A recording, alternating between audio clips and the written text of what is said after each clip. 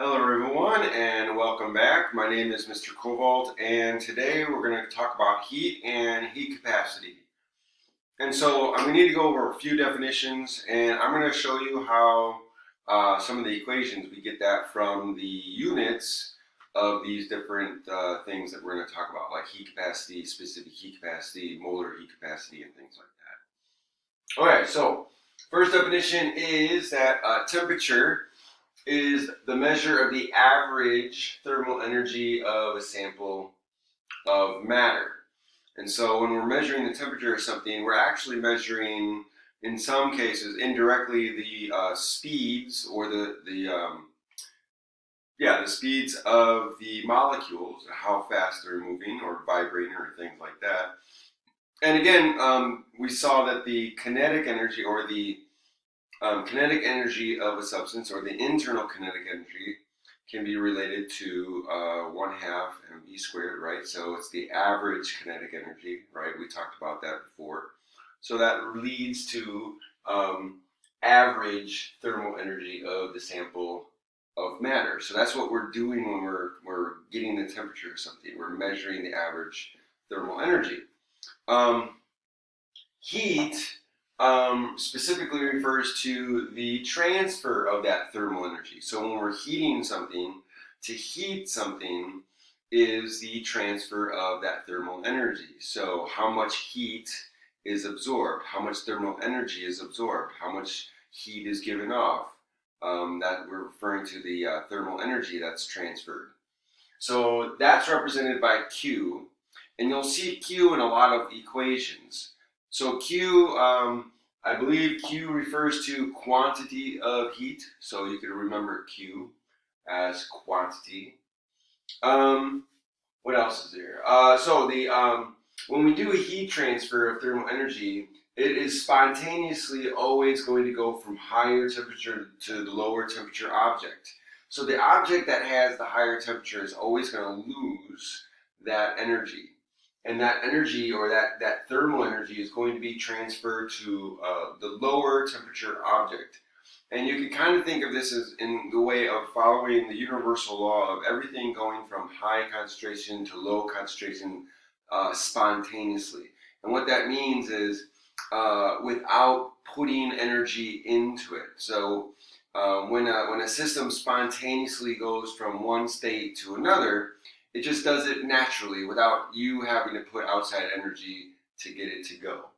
Okay, so naturally, objects of higher temperatures are going to transfer heat or thermal energy to lower temperature objects, especially when you put them together, right? So you touch them, and then they're going to get that heat transfer, that transfer of thermal energy. And then that transfer is going to occur until you reach thermal equilibrium. So as you are transferring thermal energy from the higher temperature object, this will lower its temperature. And as this object is picking up that thermal energy, that will raise its temperature until the temperatures are equal. At that point, there's no more heat transfer. There's no more thermal energy transfer. Okay? So this is when thermal equilibrium is when the system and the surroundings are at the same temperature. Okay, so let's get into business here with some heat capacity, some specific heat capacity, and molar heat capacity. So these are basically referring to the same kind of concept. The idea is that you are measuring the ability to absorb thermal energy without raising the temperature a whole lot, right? Or it's the amount of energy that you need to absorb in order to raise the temperature a certain amount, right? So how we define that, each of these is defined generally or generically in that way, but when you're differentiating between these three,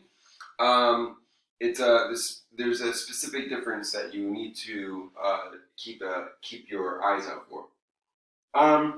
So heat capacity is represented by the capital letter C, and heat capacity is the measure of a system's ability to absorb thermal energy without a large increase in temperature. So basically, how much heat can you absorb without going up in temperature? And so that's what we call heat capacity. And we also define it as the quantity. So there's Q, the quantity of heat that's required to change its temperature by 1 degree Celsius. So there's a temperature change involved. And so Q is going to equal, or C, the heat capacity, is going to equal the amount of heat that's able to be absorbed, Q, per change in temperature. So that's going to lead you to units. The heat capacity is going to have units of joules per degree Celsius. Now, this is what I want to get across. The most important thing I want to get across is the paying attention of units. Because if you don't know anything, if you don't remember anything, the units will always be given to you. So when you're trying to figure out, like, okay, how much heat was transferred to this object, or, from this object or to this object, if you want to know the quantity of heat, then what you can do is, if they give you the heat capacity or the specific heat capacity or the molar heat capacity, if you know the definitions of those things, then you know the units. But the units are usually given to you. If the units are given to you and you're trying to find heat, the heat absorbed or the heat given off, heat is energy. Heat is measured either in kilojoules or joules. So you're going to find that in the units for heat capacity, specific heat capacity, molar heat capacity. So if you're paying attention to the units, then the units will tell you what to do to get to joules, right? So here's an example. So heat capacity is given in joules per degree Celsius, right? So if I'm given a problem where, okay, I need to figure out what the amount of heat transferred is, or the amount of heat absorbed, or the amount of heat given off for this particular object, and if they give me the heat capacity of the object, then I know that it's joules over degrees Celsius. Well, I only want joules. So how do I get rid of degrees Celsius? I have to multiply by degrees Celsius, which means I'm going to have to multiply by a temperature change, right? So that's where this Q over temperature change comes from. So if I take the heat capacity, this joules per degree Celsius, and multiply by a temperature change, which they would have to give me in the problem, right? Then I can multiply by the temperature change, and that would give me joules left over, which is Q, right? So here's my equation. My equation would be Q equals the heat capacity of this substance multiplied by the temperature change. And again, the temperature change is in degrees Celsius, so that's going to cancel out with degrees Celsius in the units of heat capacity, and that's going to leave joules behind. So this is the equation for finding the amount of heat absorbed or released by a particular object if you know the heat capacity. Okay? So if you can't remember which equation to use, which is going to happen, right? No, do I use Q equals heat capacity times the temperature change? Do I use Q equals the mass times the specific heat capacity times temperature change? Do I use Q equals the heat of the reaction, the average enthalpy of reaction times whatever?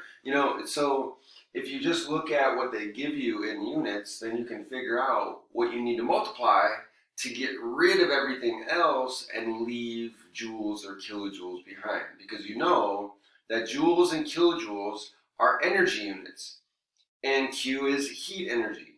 So if you can get rid of everything else and leave behind joules or kilojoules, then you know that you've done the right thing, right? So you don't necessarily have to remember the equation.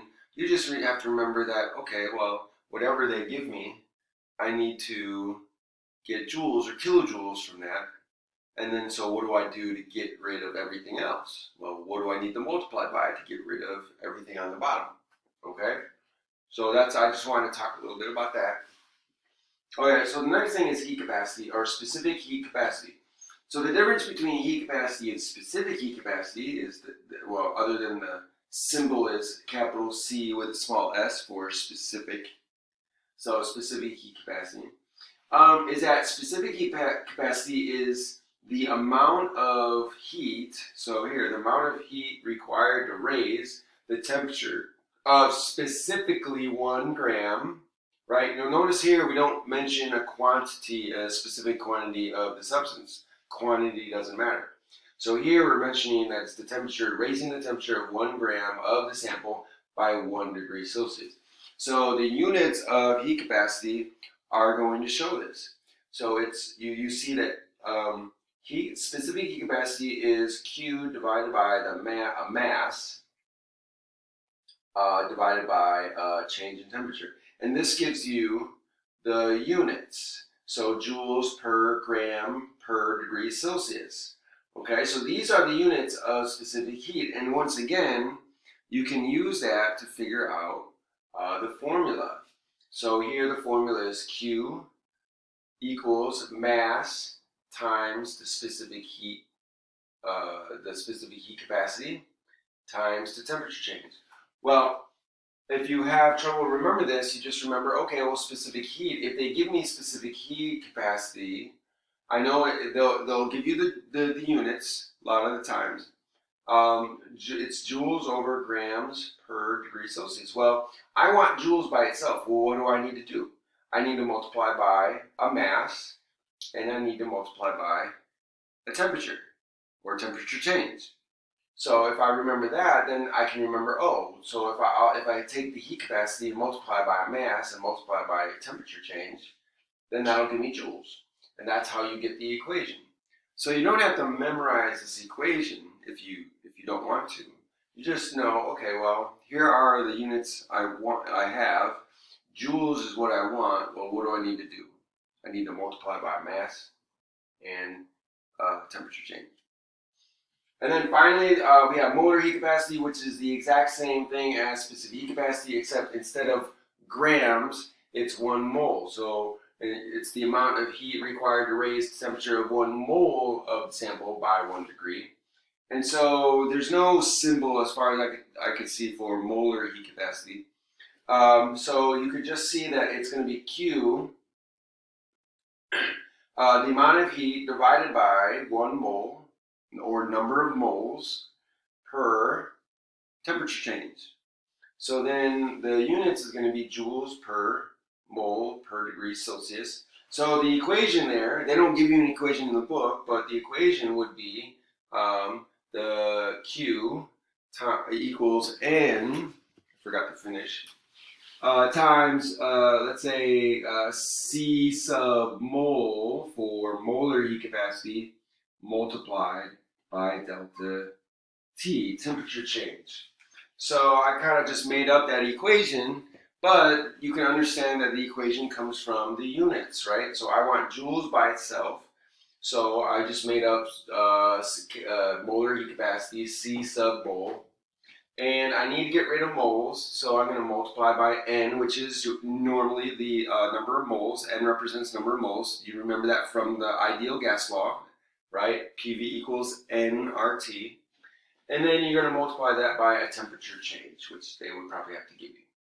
Okay, so these are these are some simple ways or simple things to remember to help you remember how to get the formula that you need. Because it's all about getting the energy unit.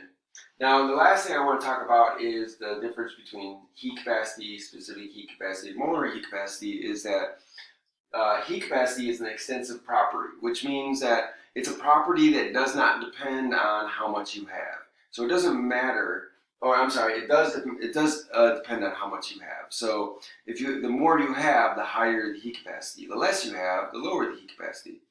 These two are intensive properties, so they don't depend on how much you have. These are going to stay the same. So no matter how much you have, if you have 10 pounds, 100 pounds, whatever, the molar and specific heat capacity stay the same. I hope you like this video. If you like it, share, subscribe. make a comment. Thanks for